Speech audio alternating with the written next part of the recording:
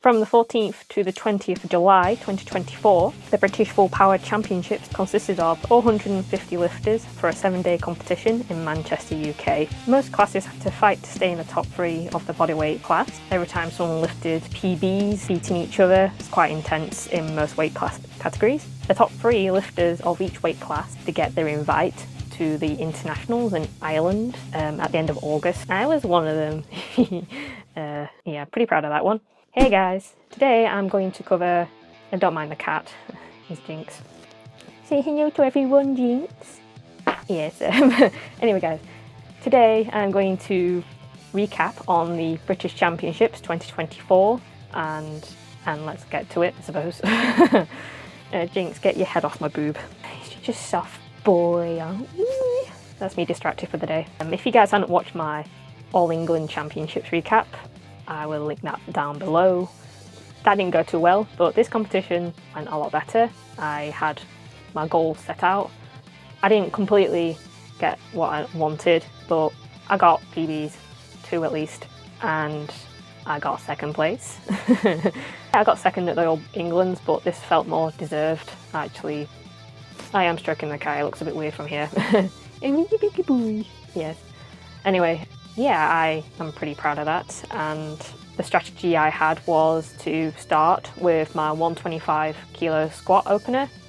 That went well, and then I did 130. That felt lighter than I thought. It was great, actually, it was really nice. I don't know if it's a squat bar. I thought that squat bars with them being a bit thicker and heavier and everything, it would be the same weight obviously, but it's thicker. I didn't think it could stay on my back a bit as much as I thought as a normal Olympic barbell. But actually, yeah, it's actually a lot easier to squat with, actually. Found that out at the qualifier, of course, but yeah, it felt fine. I did 130 kilos, so I decided to nip on to 132.5 instead of 135 because it'll still be a PB, a 2.5 kilo PB, but I didn't want to absolutely just kill myself on my squats.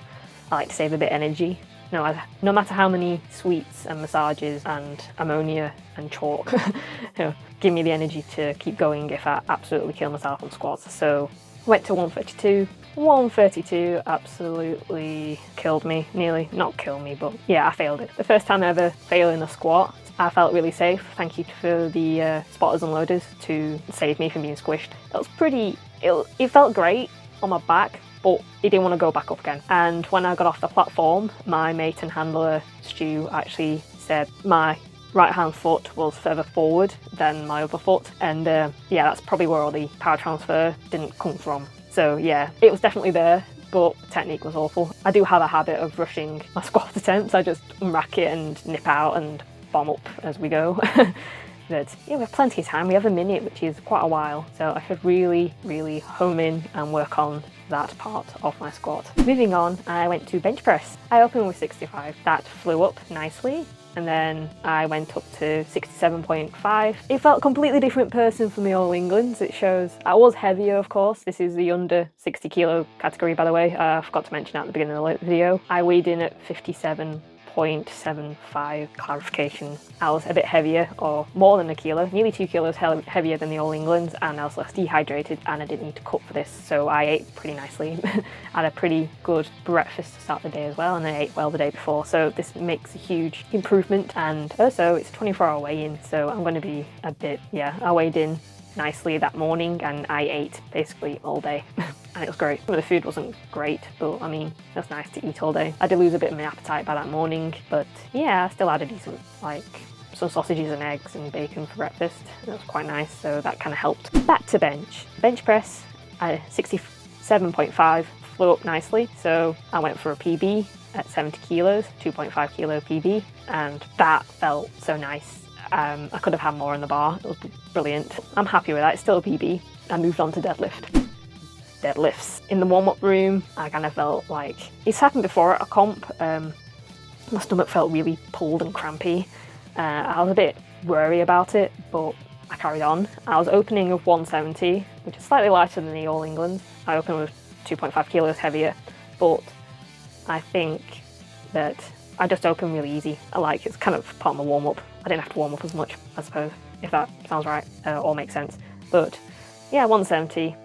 if I absolutely screwed up, 170 would be part of my total, and I think I was sitting at second place for quite a bit anyway. It was a bit of a battle between me and the lady who became first, but well, I knew she was going to win anyway, but you know, I like to imagine a battle at least. I think she outlifted me by like 20-30 kilos by the end of it all, but she's just insane, so I'll totally give her the win. I'm not sulking about it, she was great. So but anyway, back to deadlifts. Deadlifts, I opened 170, moved like easy. And then I upped it to 180 for my second attempt. I started to weed myself a little bit, but it felt good. I didn't think I could get 185, especially that day. I was so tired. By the end of it all, my stomach was feeling really crampy around, like, the side. I've not done it for a while, but I just wanted to keep an eye out. It's cool lifting weights, but you just need to make sure that you don't hurt yourself so much. Like, it's not worth it. It's fun, but don't kill yourself. Come on. So I upped it to 182.5. It's a strange jump for deadlifts. I could have done a bit lighter or bigger jumps, but that's how it worked out to be. I was in it by feeling, especially deadlifts. It's a final thing you get to decide kind of sort of last minute, but I jumped to 182. Yeah, I'm glad I did. I didn't jump to 185 because I wouldn't have got it. 182 was a struggle at the top, which I need to work on my lockouts for off season. But near the top, I remember like everyone screaming and I was squeezing my bum and I felt myself weeing myself. I shouldn't really say that, but I'm being honest, especially being a woman, you wee yourself quite a bit lifting heavy. It's just one of those things. You can improve your form so you don't wee as much, but that couldn't help. Anyway, I started to lock out and I looked down and I swear I was like wee square. It was so embarrassing. The platform crew was okay with it, but like I felt so sad. I was emotional. I got it, I locked out. I was so emotional, but I remember the back spotter asking me if I was alright. And I was like, I'm so sorry, I just weed everywhere.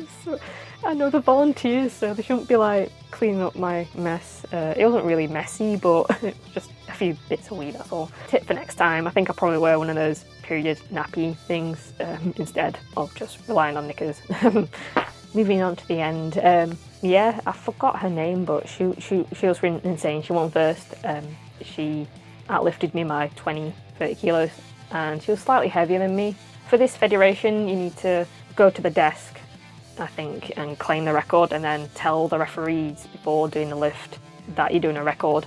And it's all good because they don't expect them to remember everything, of course, but it was kind of annoying because you're trying to get yourself hyped to get on the platform. And I forgot to tell them. I think the current record was down as 177.5 kilo deadlift. I should have told them for 180 actually, but I forgot.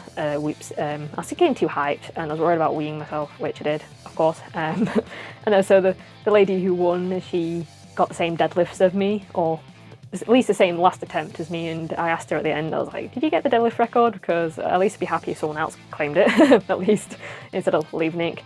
But anyway, she forgot to claim the record too, so I think she forgot to claim a bench record as well, but we're both happy anyway. It happens. If we want to do it again, we'll just claim it again. It's not the end of the world, honestly. All three of us got our invite to the internationals in Ireland. It's at the end of this month. Sadly, I'm not going. I opted out and give it to a place someone who appreciates it a lot more. I've had a never-ending battle with prepping continuously since February, and it's taken a toll on me, and also I'm starting to not enjoy. I'm not saying don't enjoy competing. I enjoy it, but I think I've not really enjoyed the last few comps. I think also I was looking for a comp similar to the Manchester Open 23. I'll also link that down below. That was a really good comp, and it was the best ever comp I did. I wish I went for it again this year, actually. It's one of those things, even if I didn't win, it was a great comp. I loved it, and every single comp since I felt a bit like down for some reason, and anxiety. Maybe it's an expectation of trying to get the podium and everything. And in the end of the day, it doesn't really matter. It's nice to have goals, but I'm meant to be getting better than myself. Everyone should be getting better than themselves, so at the end of the day, it shouldn't matter, but I like to take a bit of time off. And also, I've not enough sponsors lined up to help. Flights to island are pretty cheap. It's just entry, doping, hotels and everything. I probably need like 400 quid.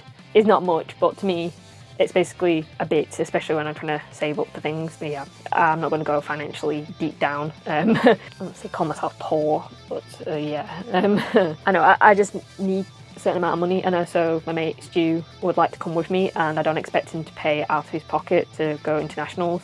And also I can't really get it off my job. I mean, I coach online, and which is not really an excuse. I can get time off instructing at my martial arts dojo, but I also work part-time in retail, which I wasn't able to get off, and I think only just get back in time, but sadly it's too much rushing around and I don't think I'll enjoy it for the commitment it'll need. So I decided to back out. I need to focus on many other aspects of my life. Prepping for a comp, I literally get so laser focused and nothing else happens. Anyway, that's enough of my rambling. I like to conclude this video recap of the British Powerlifting Championships 2024. I still yet to decide if to compete again in this federation, but I've definitely got a competition for the IPF or Northwest Powerlifting. After a bit of time off and get back into lifting, a higher weight class this time, so under the 63 kilo category for IPF instead of under 57, so looking forward to that. Yeah, that's it. So that's my recap done, so I'll see you around. Good gains. No arm. Do I have biceps? Nope. Anyway, goodbye.